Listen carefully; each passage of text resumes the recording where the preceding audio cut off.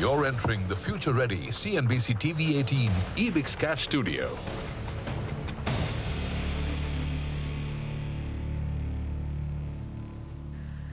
All right, well, we've been talking about the clean energy push around the world and in the country.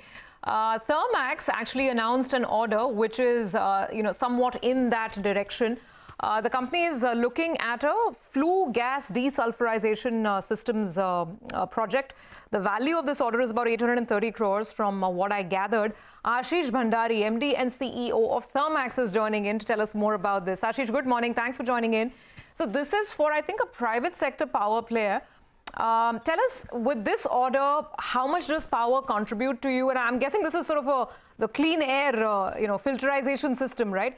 How much does power contribute, and what kind of margins would an order like this fetch? Good morning to you and to all your viewers. First, so the order is 830 crores, and it is indeed with a private player. Margins for these kinds of orders historically have been quite tight. These are quite competitive projects, and the industry overall in previous such projects actually did not do a good job as we delivered those projects and maintained profitability through those. So this one, we hope we will execute much better and deliver profitability in line with the larger Thermax business. That's the expectation. We all know what commodity prices have been doing lately. So this is all with the expectation that commodity prices, we have some modicum of control. And that's the big unknown as we look forward. Overall, as a business, power contributes about, depending on the period, but about 10 to 20% of the larger Thermax business. Okay. So what are the different areas that Thermax can now participate in over the next 12 to 18 months? And in this move to clean energy, and what kind of order visibility do you have? If you can just put it down for us in terms of key numbers. Sure. So we think of Thermax as clean energy, clean water, clean air. Yeah, so those are the three pillars that define the company. Overall, about 70% of our order book currently on a typical quarter is green. And on the green side, we are leading in areas around biomass, providing energy with all kinds of biomass, whether it's bio-CNG, power with biomass, even steam with biomass. On the other side, we are increasing our capability in solar, doing solar OpEx as well for industrials looking to provide storage solutions based on solar as well. On the process side, across the value chain, we are one of the biggest players in managing process waste and converting it back into energy, whether it be in the paper mill, in a food processing plant, variety of different applications. So a whole host of applications, the discussions with the customers, especially currently where coal prices are high, so people are looking for energy efficiency. The whole climate change is a big discussion point at every board. So the discussions with Thermax around how do you manage climate change, how do you manage this transition, makes it for some very, very interesting discussions. So, Ashish, just to press that point further, because this is such a top-of-mind issue right now, and, as you said, clean energy, clean water, clean air, and you are in all three areas. In terms of top-line opportunity, could the next, say, 2 to 3 years lead to growth rates which are significantly higher than the normal course, than the past, let's say, decade or so? And what's the kind of CAGR top-line that you would aim for, at least, if this indeed is such a big opportunity? I think we're not aiming for any particular CAGR, but we know within the company we need to move very fast to take advantage of the world that's coming. And I don't think that's a choice. That is, the world's moving out there anyway, and we have to get in line with what the world will need in terms of its energy needs going forward. To us, I think it's more than just looking at growth rates. It's everything. It's the purpose of the company itself. And so it's very, very fundamental. The growth rates themselves depend on not just the energy moves, the larger industry. And I think the last year itself is a good example of that. We went through COVID, we went through some really tough times.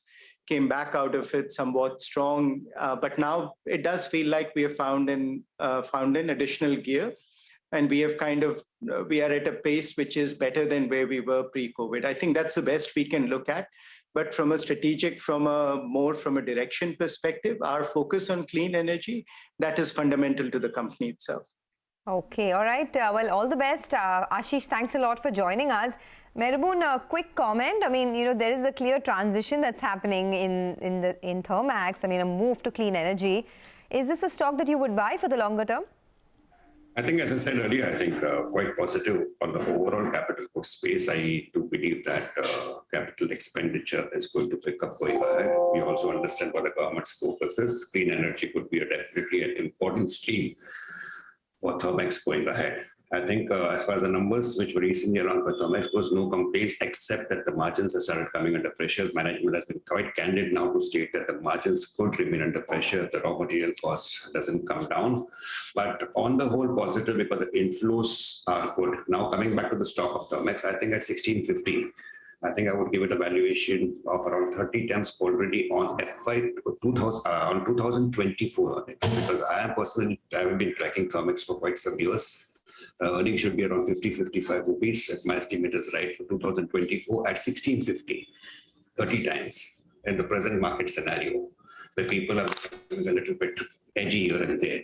I think I would not go ahead and buy the stock at the present level, while on the whole remaining positive on Thermax as far as the capital goods space. As I mentioned earlier, the market has recognized stocks like Thermax. Valuations are expensive, and if they shed some weight, possibly this would be a stock worth looking into. All right, got that. By the way, the pre-open's very quiet. Nifty's up just 33 points. But both of the big stocks in news today, they're holding up. Reliance is one of them, which is up about 1%. And Coal India, with a lot of chatter around a possible price hike.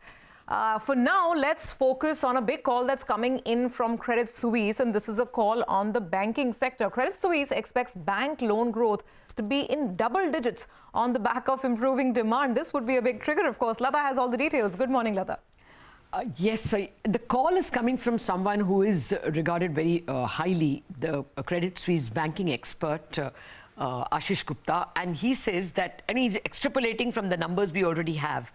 As it is, bank loan growth over the last 1 year has grown from 5.8 to 7.3%. And therefore, he says that he expects double-digit growth next year. And the lead will be from retail and SME. That is already growing at 15 to 20% in the quarter that banks just reported numbers for.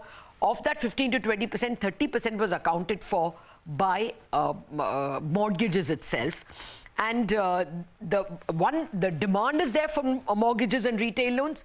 The other thing is there's risk appetite. Banks have given a huge amount of unsecured loans, 4 to 8% growth in unsecured loans, depending on which bank you pick, which means there is an improvement in risk appetite. And overall credit growth for the large banks, ICICI, HDFC Bank, is already and Axis is between 10 and 15%. And therefore, they can lead to a double-digit growth for the full banking sector. How will this translate into profits for banks? It is, the rule now is that you have to tie your loans more to external benchmarks. So he points out external benchmarks like repo. He points out, Ashish Gupta, that 30% of the, 75% of the loans are a floating rate.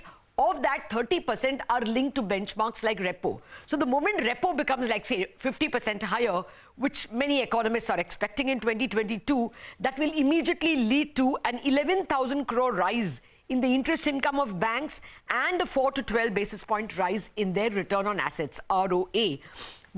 Net interest margins also expand in an upgrade cycle because first the loans go up and only thereafter the deposits get priced. So there is an improvement in NIMs. He points out that the credit cost of banks is also falling. Already in the quarter gone by, there was a 70 basis point fall in the number of companies whose interest cover is less than 1. That is their total EBITDA being less than interest cover, that is called IC less than 1, that number of companies is decreasing, stressed companies. As well, he points out credit cost of banks, provisioning has fallen by 25% in Q2 versus Q1. And finally, he says restructured loans are a very small portion, 2% of the total book. So future credit cost also is unlikely, according to him, because most of them are provided for, and therefore positive on all the four large banks, HDFC Bank, Axis, ICICI and SBI. All right. Thanks a lot for that, Lata. So that's a big